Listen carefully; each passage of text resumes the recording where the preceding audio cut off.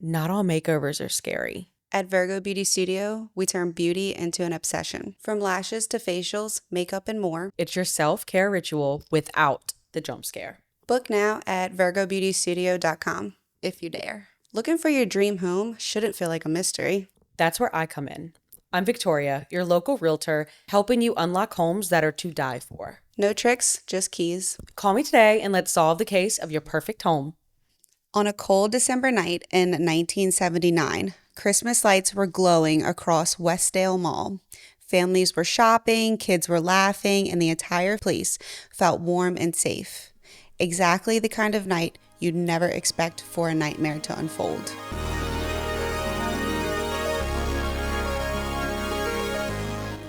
But somewhere in that crowd, someone was watching.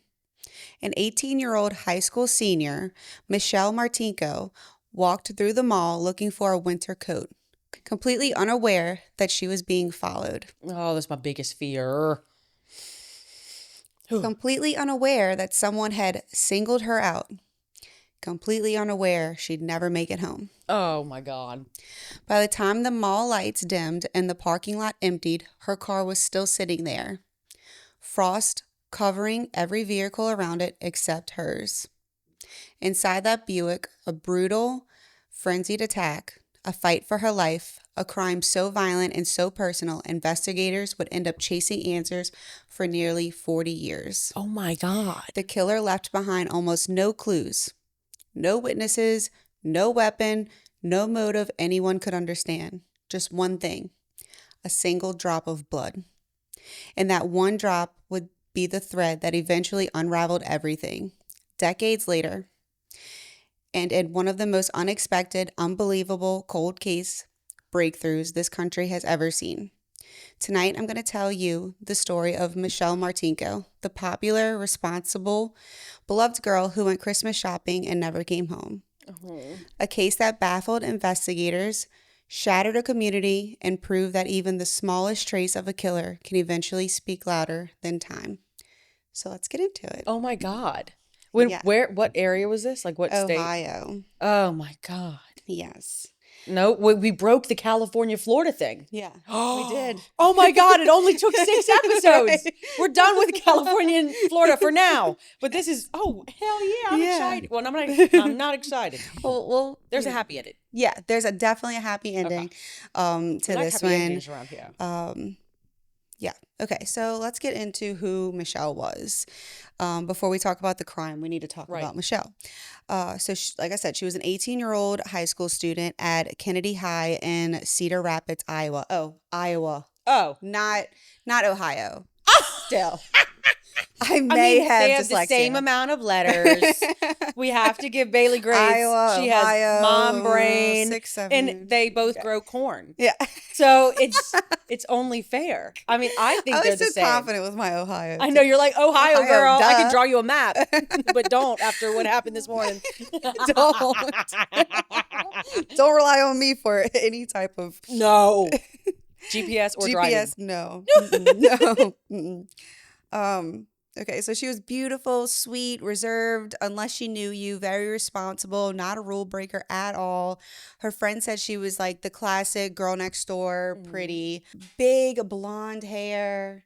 Just gorge. Yes, soft features, a warm smile. Her mom said, quote, Michelle wasn't the sneaking around type. She always told us where she was going. She was popular, but not in a mean girl way. More like people just gravitated towards her. And like in any high school, that kind of popularity can create jealousy, which we'll get into that later. Oh, no. Yes. Oh, that's sick. All right. So, night at the mall. It's December 19th, 1979, just a few days before Christmas. Michelle had worked earlier that day at Pier 1 Imports, and she needed a new winter coat for the upcoming school choir banquet. She was in the choir at school. Going to Pier 1 with my mama. Oh, I know. So she told her mom she was heading to Westdale Mall. This is a brand new, busy mall that had just opened and was packed with Christmas shoppers. Yeah. So, like, back then, the mall was, like, the place to go. I miss the mall being like that. Like, the mall was the place to be. Hammond So had a there big was, indoor and one. being that this was a new mall, it was like everyone wanted to be there. Like it was packed. Like it was It's the event of the season. and not anywhere that you'd be like, oh, this is not a safe place. Oh, yeah. For my 18-year-old daughter to go to alone, Oh. like for her mom, you know, like, okay, there's a bunch of people there, you Right. know, whatever. So the mall closes at 10. So Michelle had told her mom, I'll be home by 10. And so when she didn't come home, her parents immediately felt something was wrong. 1,000%. But hours would pass before anyone found her. So around 4 a.m., well, I guess around 11, I think 11 or 12, the parents were like, okay, she's still not home. This is not like her. Something's wrong. They call the police, which I don't know. In my mind, I don't know. Maybe in the 70s, it was different. But if my kid, the last place I knew her to be was the mall, 1,000%. I'd be on the phone with 911 driving my ass to the mall. Right. You know? And if they didn't have cell phones, I'd call them first and be like, this is where I'm going to be, so you can come meet me up. Cell phones in the 1979. Like, not like... Am I being Kai right now? Yeah, and thinking that... Like, they had, like, those big chunky ones, you know? Like... But, like, beepers? Were they accessible like, to they everybody? Had beepers. A beeper for sure. I don't know. Maybe not. No. Could you beep 911? No. No, I don't know. Hey, you're older than me. No, I don't know. Because in 1979... my mom was 2, and she had a beeper when she was, like, older. She was 2?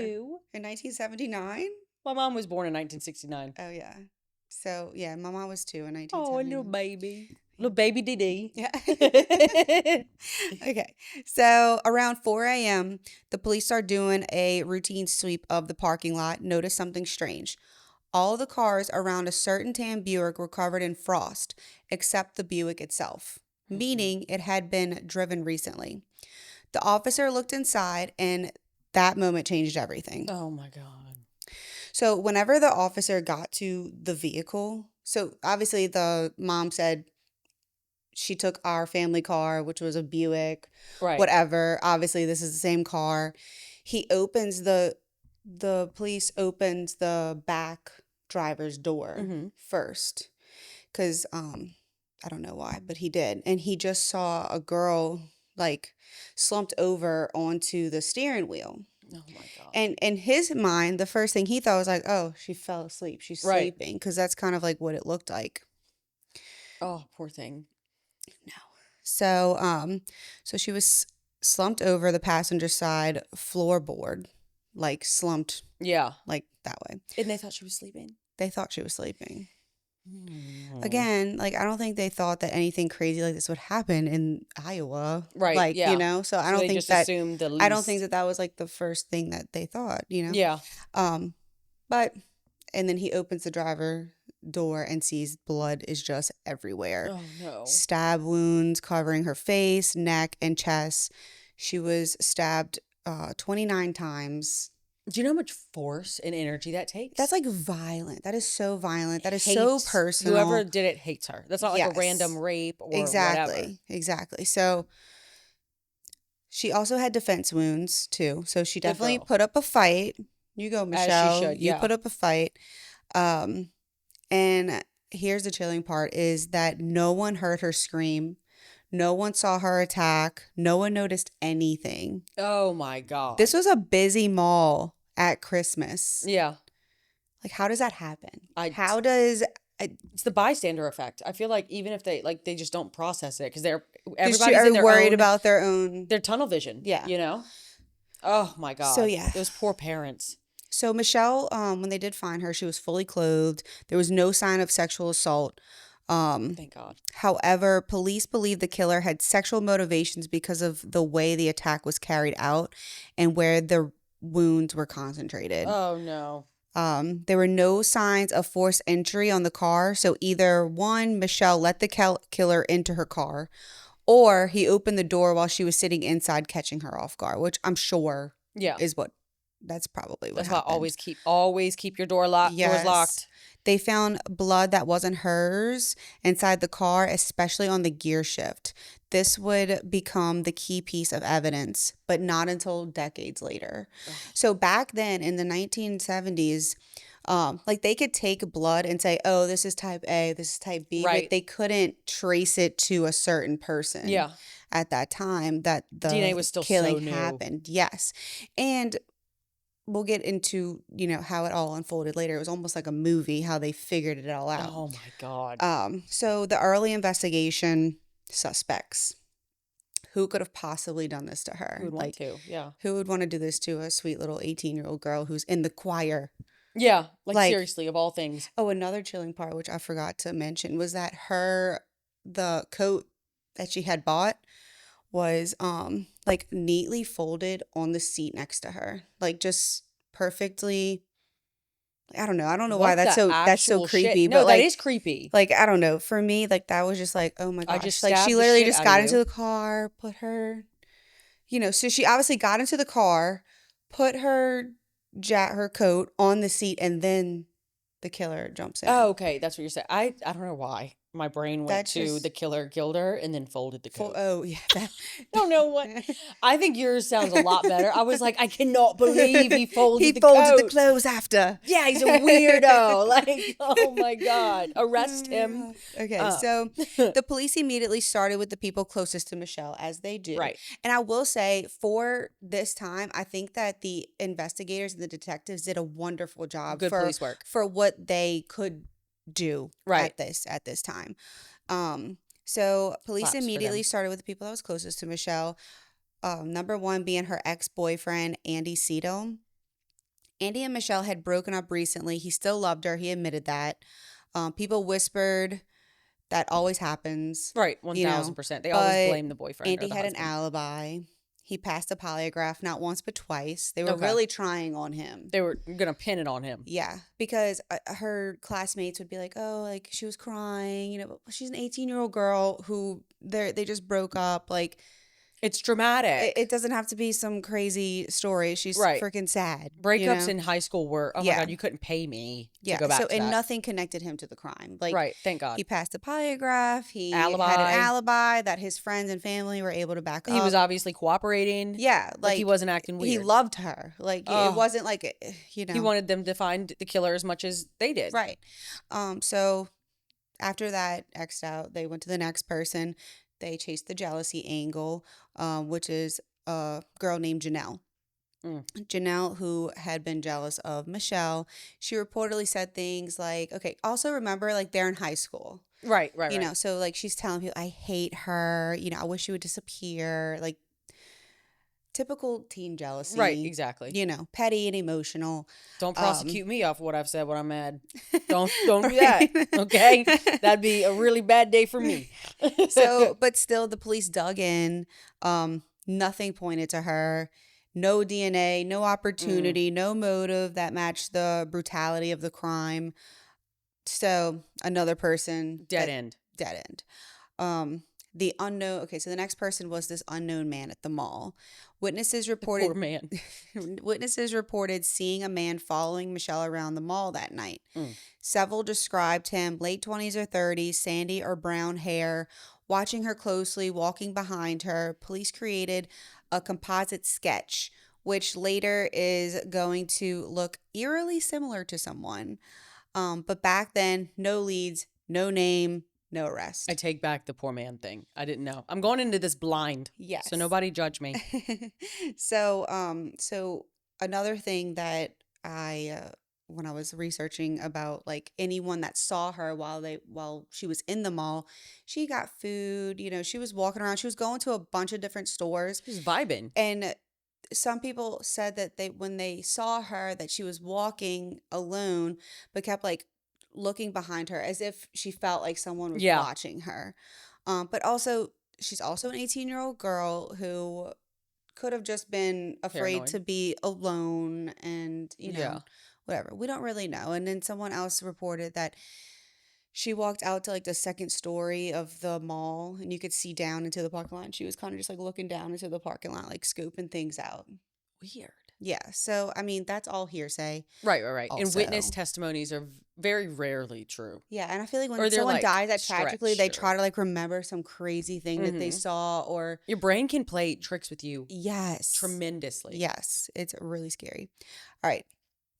So let's enter the Deadlingers, father and son. Oh my God. This is where the story becomes something you almost couldn't make up. So, one of the original detectives on Michelle's case in 1979 was Detective Harvey Denlinger. Denlinger. I don't know if it's Linger or Linger. Linger. Is he the bad Denlinger. guy? No, he's the detective on the case. Okay, I didn't know if he was a bad guy, so I was Mm-mm. gonna say screw it if he's the bad Denlinger. guy. So he was the original detective on the case, which, Mhm. like I said, I think that he did a phenomenal job with what he What he was had given. at the time. Resources. So Harvey poured himself into this investigation. He followed leads for years.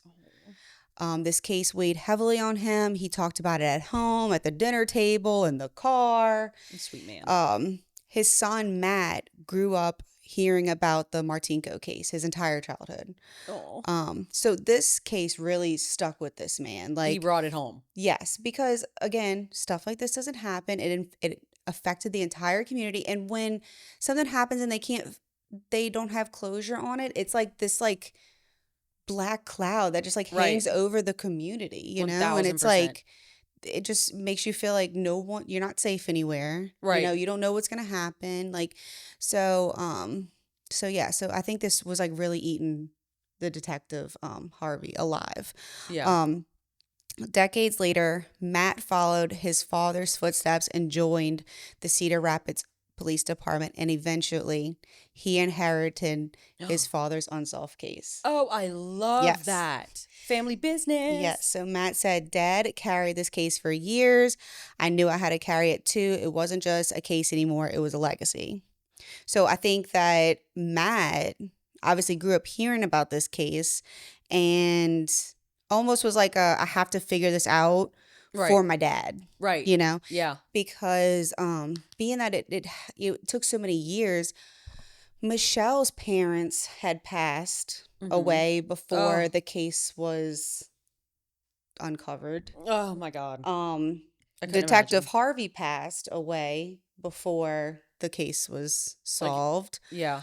So it was up to Michelle's sister and this detective, Matt. Yeah. To Matt needed to see it through. yes, give this Gots to family see it some through, my boy. closure. All right, so case goes cold and gets revived. So by the 1990s and 2000s, technology evolved, obviously. Police were able to create full DNA profile from the blood in Michelle's car. Oh my God. The problem, though, is that there was no match in CODIS, which means that there's no previous record of this person being arrested for anything, which is so crazy because it's like you just did that and then you're done. It's a one-off. Yeah, Or do so- you have more people? Meaning the killer had never been arrested for a felony, never submitted DNA, or simply just wasn't in the system. But in 2018, Detective Matt Denlinger made the decision that changed everything. He sent the killer's DNA to a Parabon nanolabs to be used for genetic genealogy, the same method used to identify the Golden State Killer. Matt said he felt like his dad was sitting on his shoulder saying, do it, this is the one, and he was right. Oh. So Parabon built a family tree, pages long, dozens of branches, hundreds of possible relatives, but eventually all roads pointed to one family, the Burns family. Oh my God. Which is like so cool. Like, I just think, like, would you... have you ever like submitted your DNA or anything? No, my sister did. To like Ancestry? Yes. Yes. Okay. So like if you ever are involved in a crime, they can literally take like I don't think I will, but like they can literally take the DNA that they have from those websites and stuff and it's in the fine print and use it to help. Like, would you like I don't think that it's possible right now, but I do think this is where it's leading to like take this is so interesting DNA from there to like sorry, someone was calling me, just my ADD. No, you're like short circuiting. Like, I think that's also a good question to like ask everybody. Like, yes, if one day you can take your DNA really quick, spit it into a tube, send it off, and it would help uncover cases for people that were related to you or whatever, like, would you do it to help Yeah. the society or to help the cops uncover certain old cold cases that That'd be happened? so fun. Like, I think that there would be like controversy on this because some Oh yeah, people a lot don't. of people I have heard they're like not comfortable. Like I just Yeah. haven't done it, but a lot of people are not comfortable doing it because they're scared. I'm like, what are you scared of? Yeah, Sketchy like pants. right. And like I would love a clone of me out there somewhere, you Yeah, know? exactly.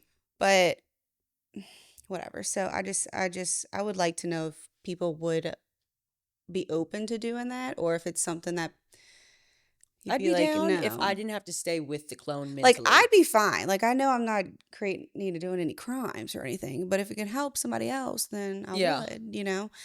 But being that your sister did it, that goes into this I could how get they caught. figured it out. Yeah. So the DNA family tree, dozens of branches, hundreds of possible relatives. It all pointed to one family, the Burns family, and within that family tree, they have 3 brothers. Okay. I don't remember the brothers' names, but they went after the first brother. And the way that they got his DNA was like they'd go to a restaurant, sip out of a straw, throw the I straw love things away, like that. and pick up the straw. And, you know, and some people Yeah. are uncomfortable with that because it's like, It's an invasion of I don't want privacy, they the say. cops going through my trash, blah, blah, blah. Okay. It's like you are throwing something away on the side of the road or Right. something. They found Whatever. I Like think you've a New abandoned York this. killer, somebody from New York. I forget the case, but after years and years, they followed him around. They got his, I think, The Golden shake. State Killer. Was that the Golden State Killer? I thought it Yes. was another killer in New York. I mean, it could have possibly been too. Probably. I think they're But the getting Golden State crafty. Killer was the first one that they figured it out the same exact By way following through him? that by following him, getting his DNA, whatever. And so Iconic. that gave Detective Matt An idea. the idea to do this the same exact way, and that's how they found him. Oh. So they went after the first brother, they did the DNA or whatever, and they could tell that the DNA was similar, but it wasn't Right. his. So they went to the other brother, did the same exact thing, nothing there. So they went after those 2 brothers first because, sorry. That's okay. They went to those brothers first because they said, like, out of the 3 brothers, like, they would suspect those 2 brothers to have done it before More than the third. the third brother. Right. But after they tested those 2 and nothing came of it, they're like, okay, well, I guess we have to do the third one anyway. Just for good measure. Especially if the So DNA was they similar did. already. Yeah. So they did, and it came back 100% his DNA. It would be like 1 to 1 billion that it wasn't Oh my his God. DNA. Odds of that. Yeah. So that was the one man that stood out, Jerry Burns. 64 years old, living a normal life, had a whole family. He was a business owner. He was a father. He was a thought he got away with it. grandfather. Absolutely no criminal record. But DNA doesn't lie. Right, exactly. So the surveillance and the straw. Detectives began quietly following Jerry, watching him, studying his movements. They eventually collected a straw he used at a local pizza restaurant. This is the moment because the detectives described it as the breath-holding moment. Because they knew they were close, but it's Right. like, is it going to be, you know? Yeah. They waited for lab results, and when they came in, it was a match. A 1 in 1 billion chance it belonged to anyone else. Holy shit. Jerry's DNA was the blood found inside Michelle's car. Oh my God. Detective Matt said, when the results came in, I knew we had done what my dad never got the chance to do. It's sad because it's not even his daddy's fault. They just didn't have the tools or They didn't resources. have the tools, but I mean, he probably would have he's done like, it. okay, I grew up listening to this case, like, it, you know? Yeah. So it's In his just- honor, gonna do it. So let's get to the interrogation now. Whenever they go talk to Jerry Burns, which if you can ever go and watch that interview, it is chilling. Oh. You need to watch this interview because I think it would be the perfect interview to watch someone that is in law school to like watch body language. Yeah, And like yeah. how someone is saying one thing, but their body is saying something completely different. Really? It's very good. now I It's a wanna go very good watch that. interview. And the way that Detective Matt just formed all the questions was just perfect. And like I was listening to it and I was like, why does he keep asking these questions? Yeah. You know, like, why does he keep asking these questions over and over? Like, shut up. Like, get Yeah, on right. with it, you know? But then, like, as I'm, like, uncovering the case, I'm like, okay, this I is get it. why he asked these questions. So I'll get into that. But detectives brought Jerry in for questioning, and he was oddly calm. And they said they were investigating a murder from 1979. He said, that was a long time ago. They showed him a picture of Michelle. He said, I don't know her. Then they told him that his DNA was found inside the car. He didn't ask how. He didn't deny it strongly. He didn't ask for a lawyer. Instead, he started rambling about like energies and being in the wrong place at the wrong time, people doing things they don't remember. Guilty. The detectives later said it was one of the strangest interviews they've ever done. Strangest interviews they've ever done, so they arrested him on the spot. Oh, good. Yes. They're like, you're a weirdo. Yeah. And his kids like stood strong behind him. Like they were like, our dad did not do this. Oh, like, and see, I don't true, know like how I'd double feel. life. Yeah. Like, you know, like I feel like some people could. I'd those are probably the defend my dad scariest. blindly because I'm Yeah, just I like, mean, you know, my it's dad would dad. never do something like that. Right. You know? You're sadly mistaken. Right. So we're getting to the trial now. The trial was powerful, emotional, and honestly one of the clearest DNA cases ever presented. The prosecution laid everything out. They did phenomenal. They did a phenomenal job. The blood evidence, the genealogy tree, the surveillance DNA, his bizarre interview, his complete lack of explanation, the way Michelle fought her attacker, the eyewitness descriptions, the behavioral analysis. Oh, so that looked like him. Yes. Yeah. So the drawing, it literally looked just like him. And whenever eyewitnesses, claps whenever for them. Matt went to him, it was like, we think this looks like you. And he's like, no, that doesn't. He's like, it looks just like you. Like what actually, are you talking about? Yeah. Yeah.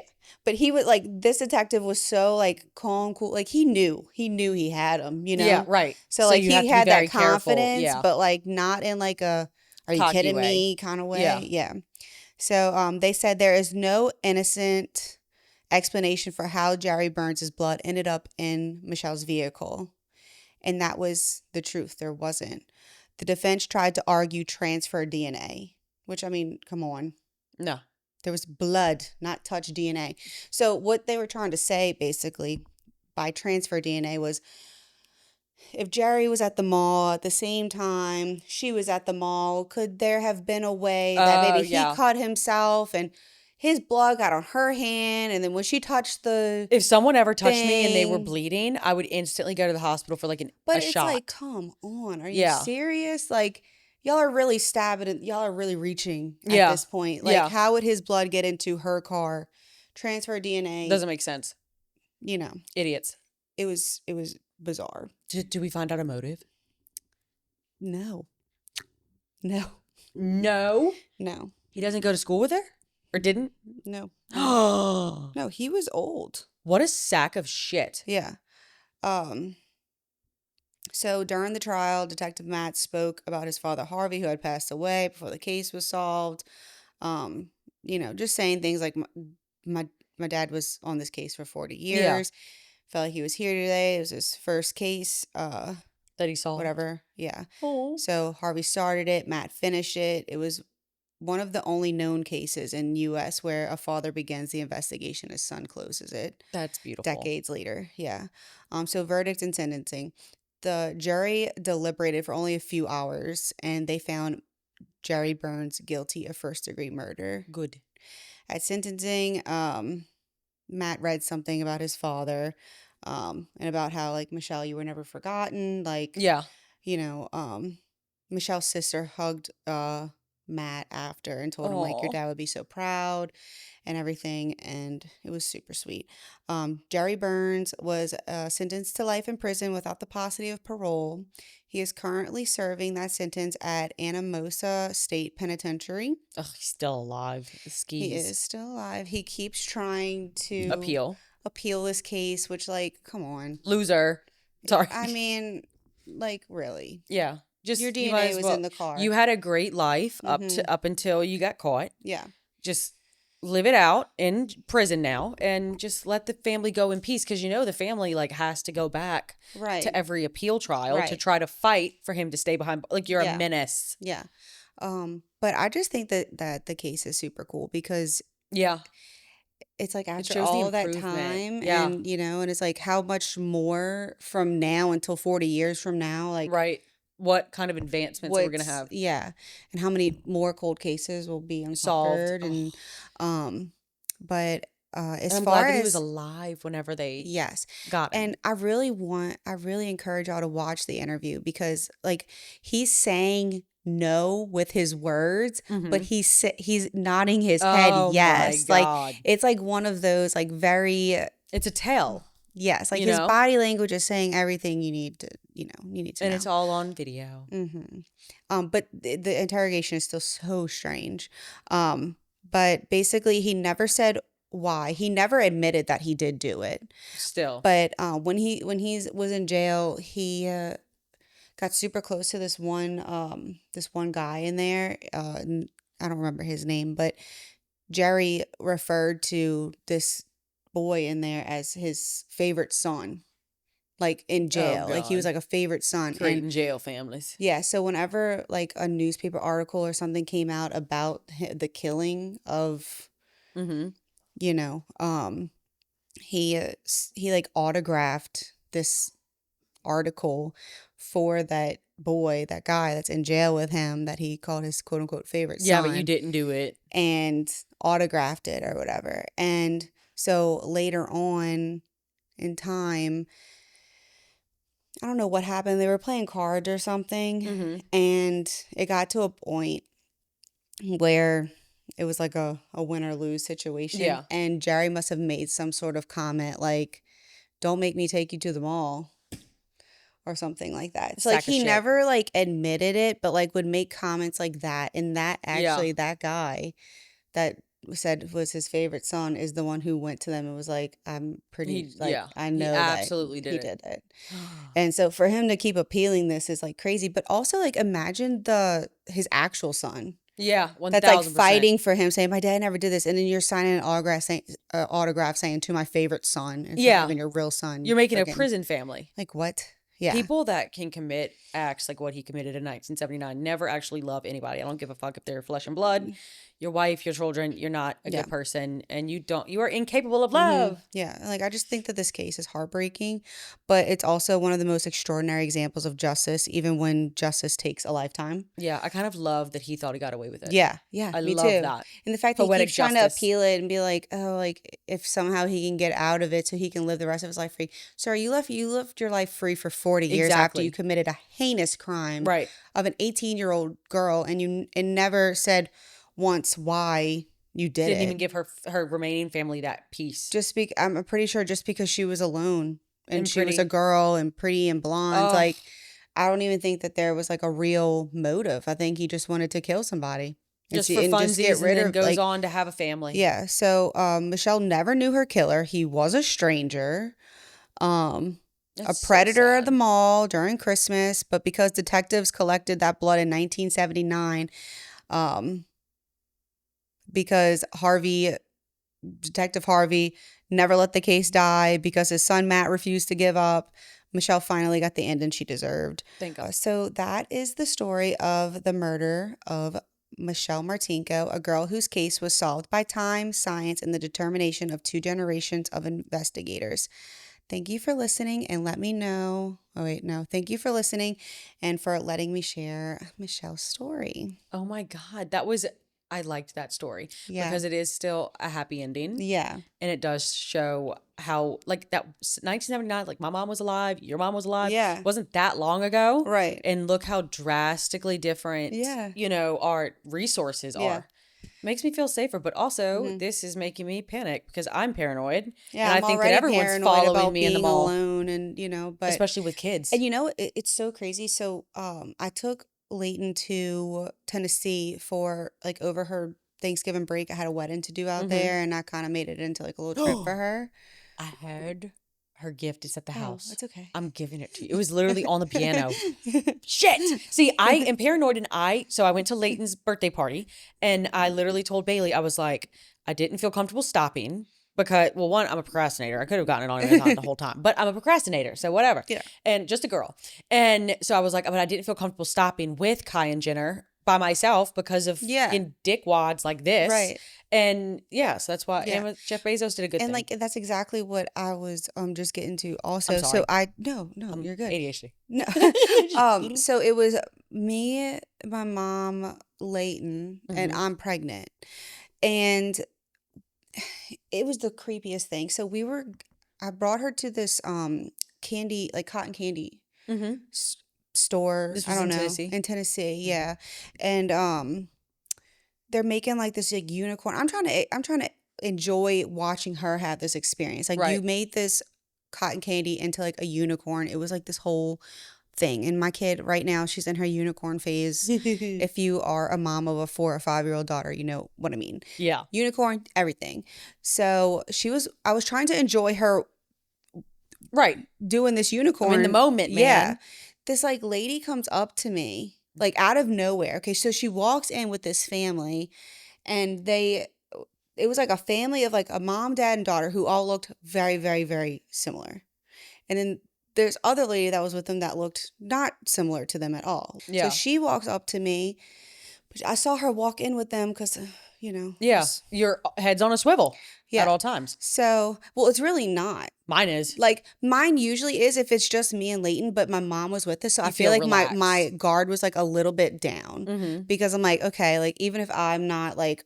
I'm the mom, my but I'm with mom's mom. Me. Yeah, you know. Also, like, whatever. So anyway, I'm like thinking we're safe, we're good, we're doing American Girl things, whatever. Well, then she starts going on tangent. Well, do you have a relationship with God? I'm like, what the hell is going on right now? So I'm like, yes. And she's like, oh, okay. Everything could be a decoy. Yes. And this is exactly what I was thinking. Like in the moment, she's like, well, you know, she starts talking to me about God and loving the Bible and I'm like, I'm Catholic. Like, I get what you're putting down, but I'd like to hang but like out I'm with also, my daughter. I don't know why you're trying to take my attention away from me watching my daughter. That's my first thought. You know, whatever. So I'm kind of like going back and forth. My mom's trying to get me out of it. She keeps talking to me. I'm like, what is happening right now? They walked in thinking that they were going, like I'm thinking that they're walking in as a family to go get do their own shit. To do cotton candy. And then we were like, okay, like get away from me. Leave me alone. She literally looks at the family that she walked in with, did like a head nod or something. They all left together. And I was like, I don't know. I don't know what she was doing, but it was giving me like I couldn't sleep for the next 2 nights after that we were staying in that town because I was like, what if they had been watching us? Like I already feel vulnerable because I'm pregnant, with my daughter. Like how I'm going to fight to help her. I think that she thought that my mom was like my sister or something, but when she saw that my mom was like aggressively being a mom, DD will 1000%. Oh, my mom will choke you out. Yeah. Like, my especially God. Not even and she'll just do me. it with a smile. Yeah, not even just over me, over my child. Over Leighton. Oh, like probably more aggressively with Leighton. Yeah, and so like I'm thankful that my mom was like on her P's and Q's because I kind of had my guard down a little bit. Your mom's because so I was type A. with her. You are absolutely type B. So yes, I'm definitely type B. So yeah, but it's just like you just never know. You don't ever think it's gonna happen to you until it happens, and like thankfully nothing happened. But like they say they'll come up to you. They could put a tracker on you. Oh, 1000%. Or like anything. Or dust. Brush against your hand, or like and you could. If those stories about those people like giving you $1 in the parking lot or whatever, and there's fentanyl, and you like. I get overstimulated in public, and if Kai's like, "Oh, look at this on the ground," I'm like, "Stop it! Yeah, like, don't touch it." No, I scare the shit out of Leighton too. Like some of my friends are like, "You really probably shouldn't do that." I'm like, "But no, you should." What if she walks up to the man with the van? Right. You know what I mean? What if my kid is like very, very friendly? Yeah, I don't want a friendly kid. We gotta. She's getting better. She's better now. She's better now with her friendliness. Like I had to she's correct not as Kai friendly a lot as she used to be. Like, but when she was a baby, oh my gosh! Like we'd be in the grocery store and she'd be talking to the old man behind me in the grocery store, and I'm like, which means I have to talk to the old man in the grocery store behind me. I'm not that extroverted. Yeah, no, I'm pretty much an introvert unless I'm like comfortable with That's you. me too. Unless I have like a martini. Yeah. Oh, yeah. Give me a martini. I'm extroverted. I am literally the extrovert. Yeah. I'm hosting this party now. Like, it is a problem. This is my party. Yeah. But yeah, I don't know.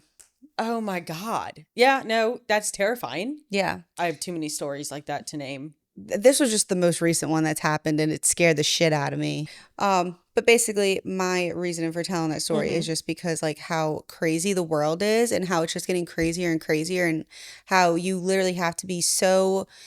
We have our phones. We're so distracted by all the things, and it's so easy for someone to just throw a tracker in your purse or on your car or on you, and like there's all these different things that they do now, and it's just insane. And one tip that I always do, like Kai even notices it, like if we're driving and there's like this car that's been following me too long, I will drive like around through my neighborhood, like not near my house, and Kai will literally, he'll know if I start driving a certain way, he'll look back and he'll be like, are they following us? And I'm like, mommy doesn't know. We're gonna find out. And if I have to, I haven't had to, but I have no issue flipping back on the highway and going straight to the police station. Never go home if you think someone's following you, and also be aware that someone could be. Be very aware of your surroundings, especially during the holiday season, because you want this to be a happy, good season, but so much tragedy happens, you know, during this time of the year, and even if they're not coming people for get you, seasonal they want depression. Like there's so many things, but basically, moral of the story is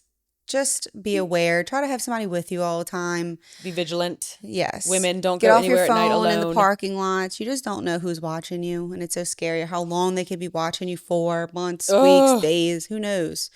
They could not even have a motive to kill you at all. They just feel like killing somebody that for day. the fun, I guess. And then he never did it again, apparently.